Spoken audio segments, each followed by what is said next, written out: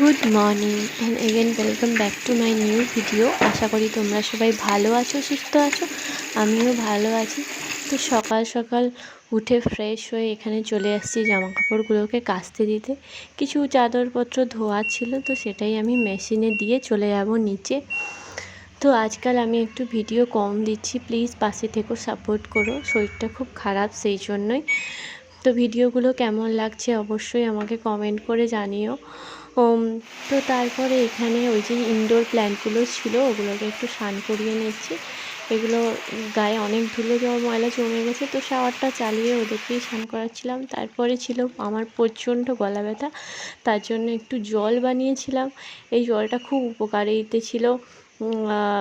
আদা আর গোলমরিচ, লবঙ্গ, তুলসী পাতা এটাই খেয়ে নিচ্ছিলাম। গলাটা প্রচণ্ড ব্যথা ছিল। তো তারপরে লাঞ্চের মেনুতে ছিল সিম্পল আলু সেদ্ধ, ডাল, এটা ছিল কাঁঠালের বীজ ভাজা, আর ছিল শাকের তরকারি, ভাত। এটাই ছিল আজকের লাঞ্চের মেনু। তো এই বছরের প্রথম কাঁঠাল দেখো বিকেলবেলা ছাড়িয়েছিলাম অনেকগুলো কোষ।